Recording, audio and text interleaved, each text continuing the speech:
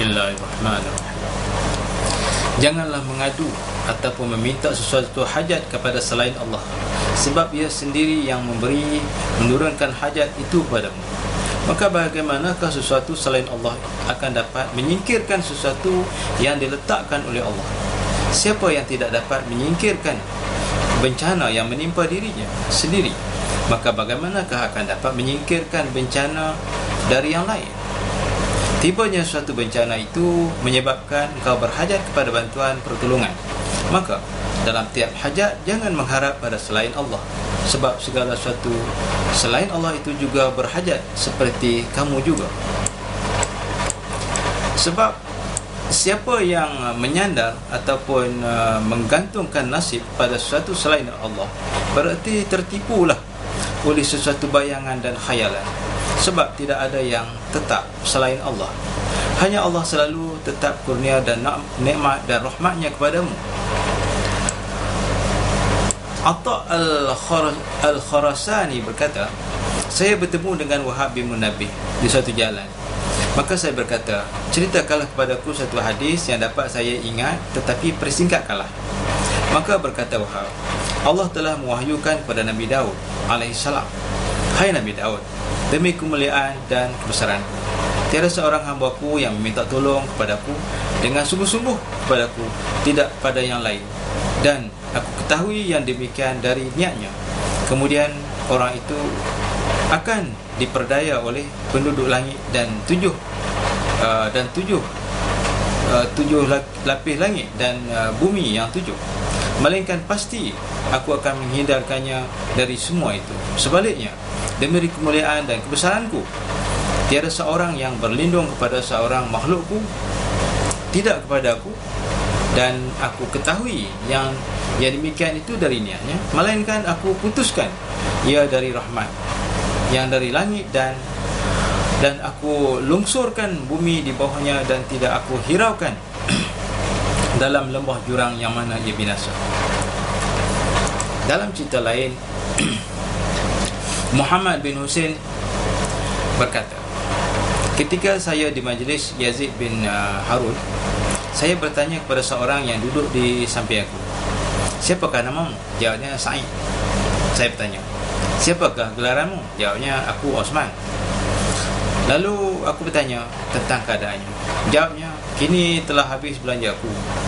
Lalu aku tanya, dan siapakah yang kau harapkan untuk kepentinganmu itu? Jawabnya Yazid bin Harun. Maka saya berkata kepadanya, jika demikian, maka ia tidak akan mencapaikan hajatmu dan tidak akan membantu meringankan keperluanmu. Dia berkata, dari mana engkau mengetahui hal itu? Jawabku, saya telah membaca dalam sebuah kitab bahwasanya Allah telah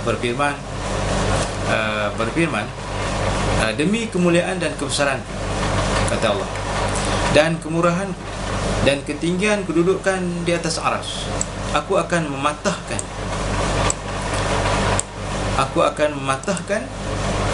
harapan. Aku akan mematahkan harapan orang yang mengharapkan selain daripada aku dengan kekecewaan, dan aku akan pakaikan padanya pakaian kehinaan di mata orang, dan aku singkirkan ia dari dekatku, dan aku putuskan dari hubunganku. Mengapa ia mengharap selain mengapakah ia mengharap selain daripada aku dalam kesukaran? Padahal kesukaranku itu di tanganku, dan aku yang dapat menyingkirkannya, dan mengharap kepada selainku serta mengetuk pintu yang lain, padahal kunci-kunci pintu itu tertutup. Hanya pintu itu yang terbuka, hanya pintu itu aku yang membukanya. Sesiapa yang berdoa kepada aku, kata Allah, siapakah yang pernah mengharap aku?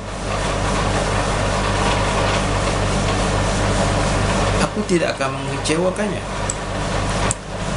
Atau siapakah yang pernah mengetuk pintuku lalu tidak aku bukakan?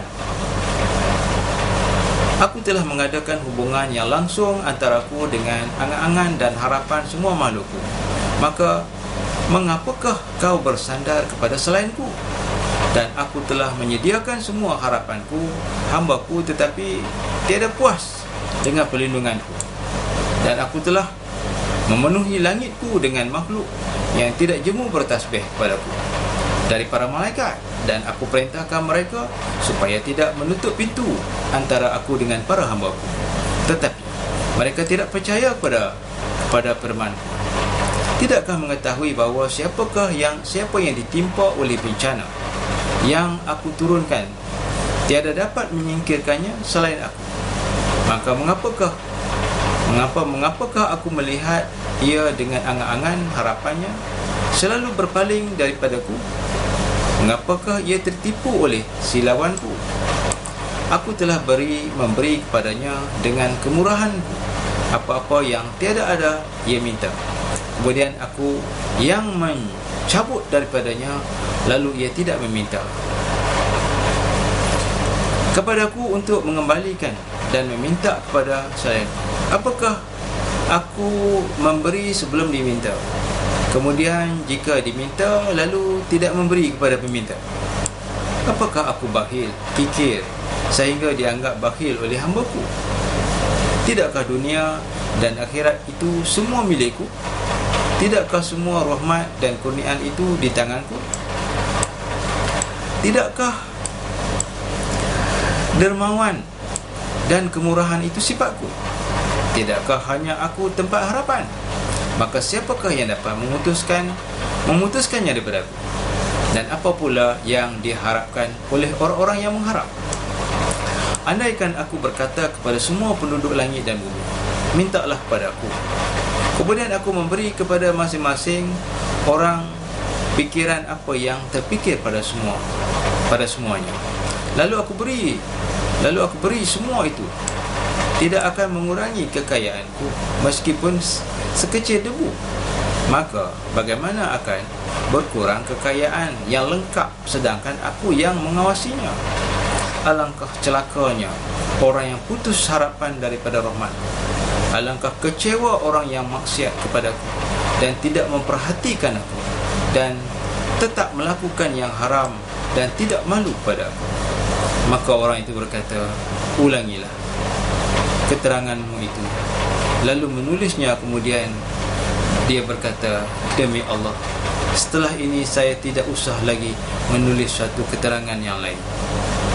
Jadi di sini menunjukkan bahawa tidak boleh bergantung, tidak boleh berharap kepada selain daripada Allah. Allah yang mencipta kita, Allah yang memelihara kita. Kalau kita ada kekurangan, Allah Ta'ala yang mencukupkan. Setakat ini pun, selama ini pun, Allah lah yang memberi rezeki kepada kita. Kalau kita berasa kurang, jangan mengharap kepada orang lain. Haraplah kepada Allah, minta kepada Allah. Allah itu kaya. Kalau kita minta kepada yang lain daripada Allah Ta'ala, Allah Ta'ala lepas. Bila Allah